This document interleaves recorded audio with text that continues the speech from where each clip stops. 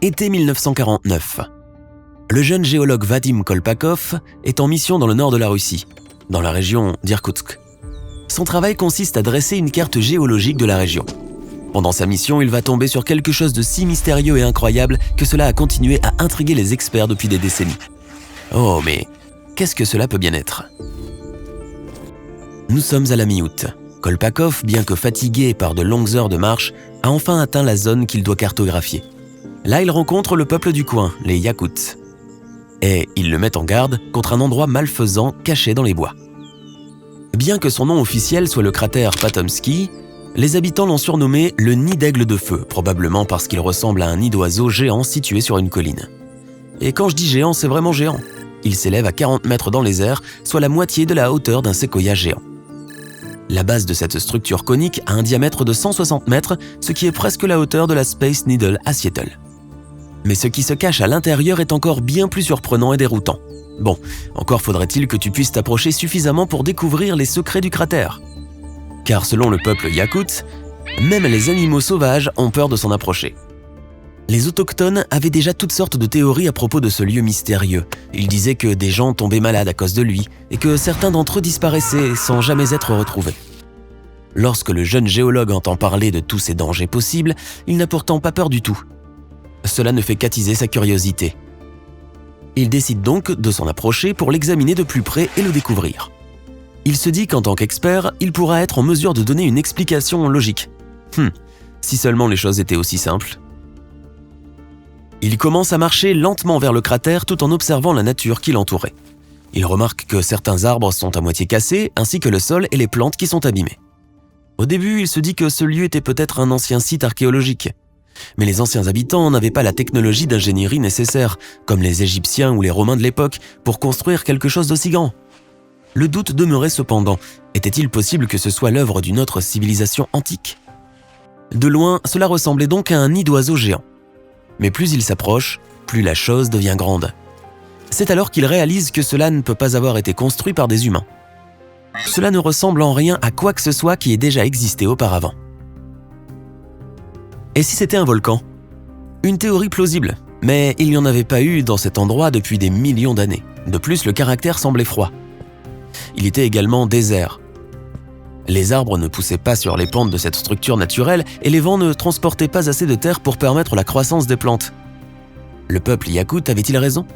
Les animaux l'évitaient-ils eux aussi ? Alors il a grimpé jusqu'au sommet et a découvert quelque chose d'incroyable. Il faisait tellement chaud qu'il sentait de la sueur dégouliner sur son front. C'était comme s'il était près d'une source de chaleur. Quand il a regardé vers le bas, il a trouvé un monticule parfaitement circulaire au milieu. Un autre mystère, s'est-il dit. Cette bosse ronde au centre du cratère mesurait environ 15 mètres de haut, la hauteur d'un poteau téléphonique standard. Des choses pareilles n'apparaissent pas dans des volcans, même éteints. Et il n'y avait absolument rien de semblable nulle part ailleurs dans les environs.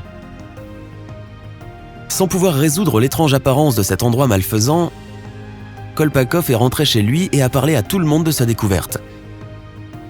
Ce qui était autrefois une anomalie locale allait bientôt devenir un mystère mondial. Au bout d'un certain temps, le cratère a été nommé l'endroit le plus mystérieux de Russie. Il y avait de nombreuses raisons pour cela. Les arbres n'avaient pas poussé sur ou autour de la structure et les niveaux de radiation étaient très élevés. Mais pardon, j'en dis trop pour le moment. Patience. Sa découverte a suscité l'intérêt de la communauté scientifique et les gens ont commencé à trouver et à inventer des théories variées. Beaucoup d'experts s'accordaient à dire que cela devait être l'œuvre d'une météorite.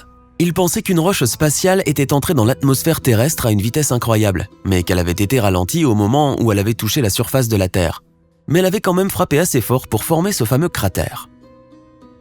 Les années passèrent et on ne trouvait toujours pas de réponse définitive à ce qui s'était passé, donc presque tout le monde s'est accordé à dire que cela devait en effet être une météorite. Mais plus tard, d'autres scientifiques ont proposé leurs propres théories alternatives. L'un d'entre eux était le géologue Alexander Portnoy. Il pensait que le cratère était un morceau de roche spatiale du célèbre météorite Tunguska, qui avait explosé au-dessus de Krasnoïarsk, la troisième plus grande ville de Sibérie, durant l'été 1908. Mais attention, la météorite qui aurait dû frapper la Terre n'a jamais été retrouvée. La théorie la plus plausible affirme qu'elle s'est désintégrée à quelques kilomètres dans les airs avant de tomber sur notre planète.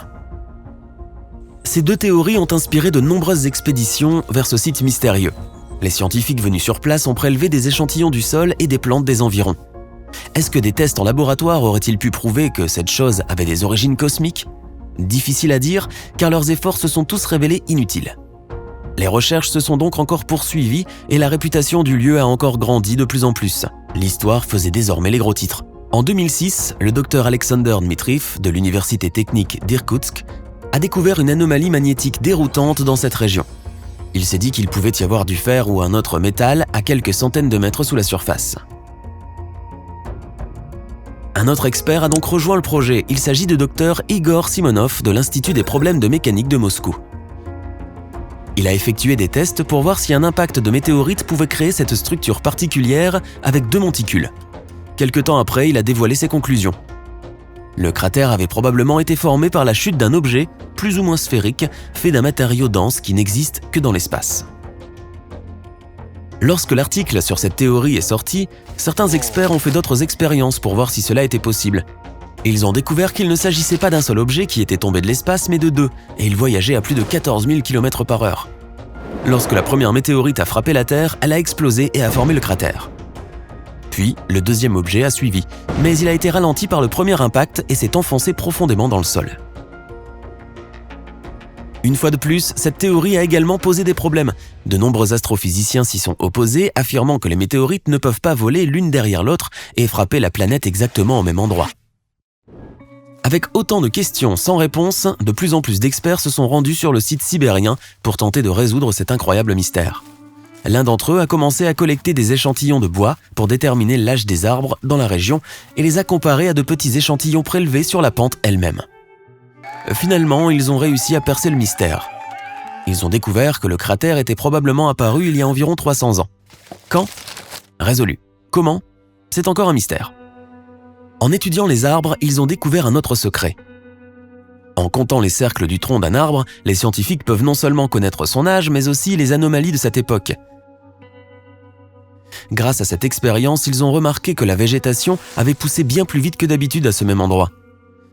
Après avoir exclu d'autres facteurs de croissance comme un sol de meilleure qualité ou plus de soleil pendant un certain temps, ils ont émis quelques suppositions. Les radiations. Les experts savaient déjà que lorsque les arbres et les plantes sont exposés à de fortes doses de radiation, ils poussent plus vite. Mais les niveaux de radiation sur et autour du cratère étaient faibles. À un moment donné, au cours des 300 dernières années environ, il avait pourtant dû y avoir des matières radioactives dans la zone. Pour vérifier cela, ils ont dû examiner les arbres encore plus en profondeur pour trouver des éléments qui démontreraient cette théorie. Et bingo, ils ont trouvé des niveaux très élevés d'uranium et de strontium dans les troncs. Mais ces éléments s'étaient désintégrés au cours des 20 dernières années, raison pour laquelle les premiers relevés sur le cratère n'étaient pas très élevés en radiation. L'étape suivante consistait à découvrir enfin le mystère de cette chose.